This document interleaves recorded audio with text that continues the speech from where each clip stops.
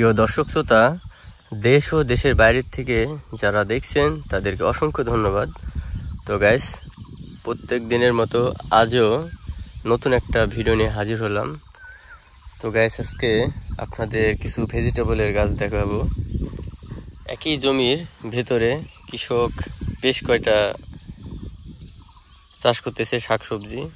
এটা হচ্ছে আপনার ঢেঁড়সের গাছ, তার মধ্যে আছে মরিচের গাছ, তার ভিতরে আছে লাল শাক, তার ভিতরে আছে আপনার পুঁই শাক। তো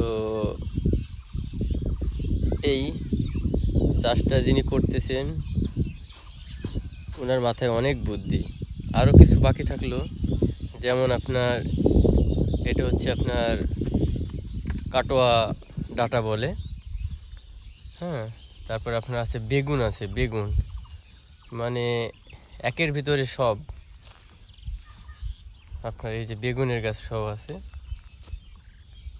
তো চাষি অনেক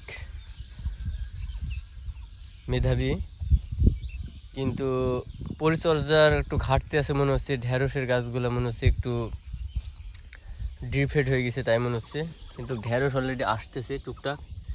এই যে ঢেঁড়সের ফুল, এই আছে আপনার ঢেঁড়স।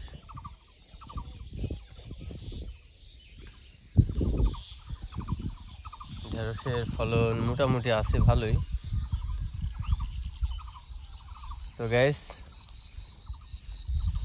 আজকের আপনাদেরকে বিনোদন দিলাম এই চাষির ক্ষেতের থেকে। চাষিরার মানে ফসল ফলানোর একটু সিস্টেমটা একটু ভালো, তার মন মানসিকের মানে অতুলনীয়, ঠিক আছে। একটা মানুষ সাধারণত একটা জমিতে একটা চাষ করে, কিন্তু এনার একটু ডিফারেন্ট একটা মাইন্ড সেট আপ। একটা ভিতরে অনেক কিছু চাষ করতেছে, দেখা যাচ্ছে একটা আপনার লাল শাকটা উঠাই খেয়ে ফেললো বা বিক্রি করলো, তারপরে পুঁই শাক বিক্রি করতে পারবে, বেগুন আছে, মরিচ আছে, ঢেঁড়স আছে। দেখেন কত সুন্দরভাবে লাগাইছে। তার ভিতরে পাটের গাছও আছে গাইস। এই হচ্ছে আমাদের এই চাষটা হচ্ছে আপনার চরের এক সাইডে। তো জায়গাটা খুব ভালো লাগলো আমার, তো মনে করলাম যে আপনাদের একটু দেখানো যায়। তো এই সাইডে আপনার আছে একটা, এটাও পাশে একটা ভেজিটেবল, এটাও ঢেঁড়স। আর আমাদের এখানে খুব একটা ভেজিটেবলের চাষ হয় না, সাধারণত আপনার ধান আর পাটটা একটু বেশি হয়, আর ভেজিটেবল একটু কম হয়। ভেজিটেবলের যে এরিয়া এটা হচ্ছে আপনার মেহেরপুরে বেশি হয়, অন্য অন্য জেলায় একটু বেশি হয়। আর আপনার জেলায়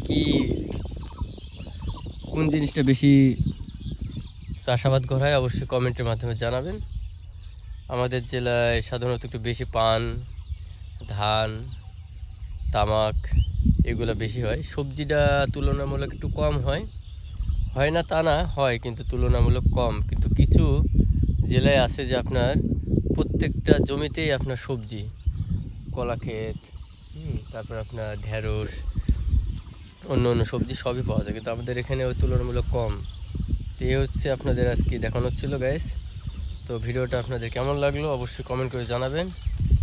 যদি এমন ধরনের ভিডিও পেতে চান তো অবশ্যই চ্যানেলটা সাবস্ক্রাইব এবং ফলো করে রাখবেন।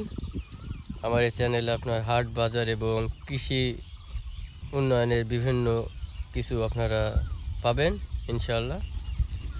তো আজকে এই পর্যন্ত, সবাই ভালো থাকবেন, সুস্থ থাকবেন, আল্লাহ হাফেজ।